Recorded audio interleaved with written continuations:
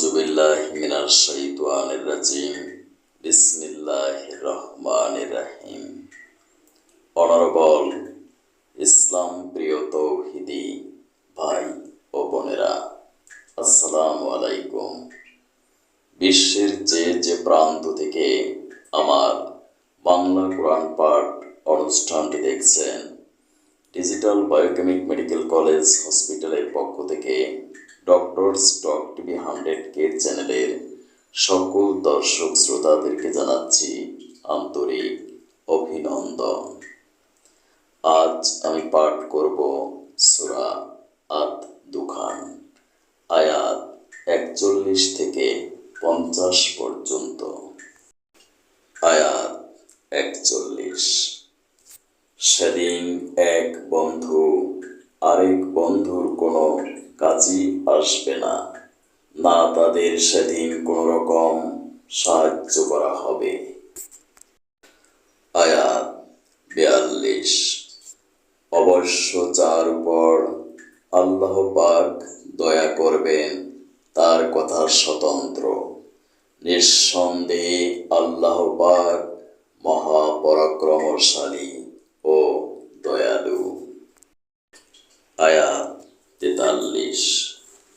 অবশ্যই জাহান্নামে যাক্কুম গাছ থাকবে। আয়াত 44। তা হবে গুনাহগারদের জন্যে সেখানকার খাদ্য। আয়াত 45।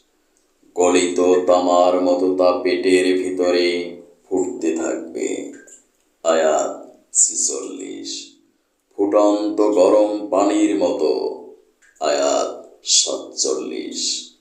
ফেরেশতাদের প্রতি আদেশ হবে, ধরো একে, অতঃপর হেসড়ে দোজখের মধ্যস্থলের দিকে নিয়ে যাও।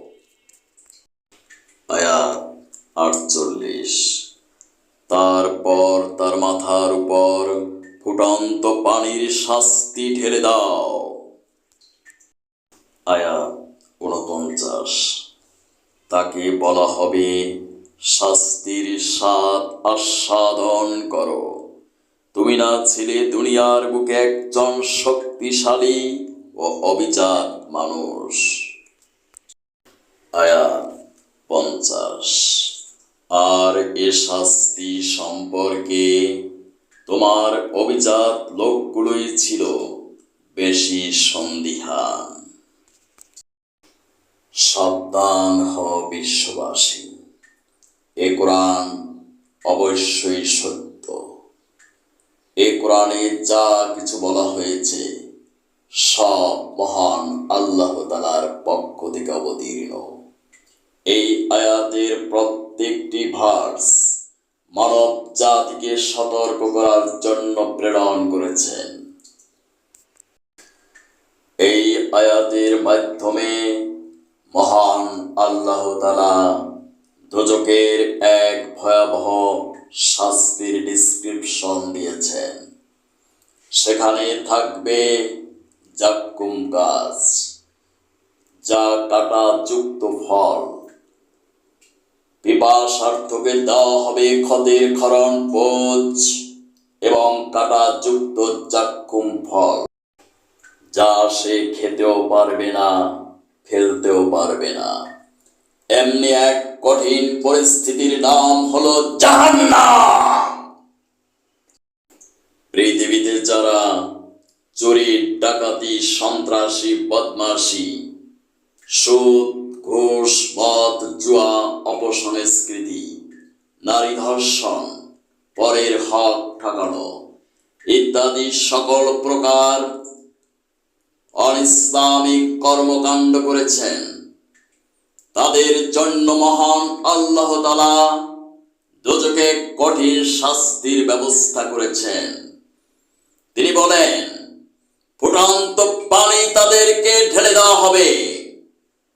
ফেরেশতাদেরকে আদেশ দেওয়া হবে, যাও তাকে ধরে এনে এই দোজখের ভিতরে নিক্ষেপ করো।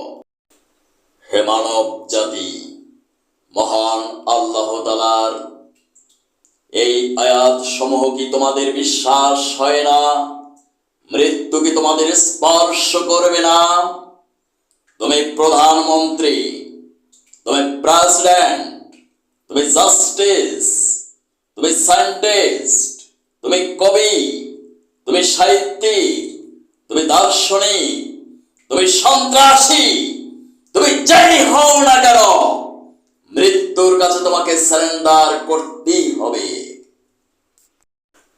কোরআনের অপব্যাখ্যা করে তুমি রক্ষা পাবে না। তাই আমি বিশ্ববাসীকে বিনীত বাক্যে অনুরোধ করছি, আপনারা আমার এই ভিডিওটিতে একটি লাইক দিয়ে আমার প্রতিষ্ঠিত প্রতিষ্ঠান কোরআন গবেষণা ও বাস্তবায়ন পরিষদের আজীবন সদস্য হয়ে ব্যক্তির জীবনে কোরআন বাস্তবায়ন করুন। এটি একটি নন পলিটিক্যাল অর্গানাইজেশন, অরাজনৈতিক সংগঠন।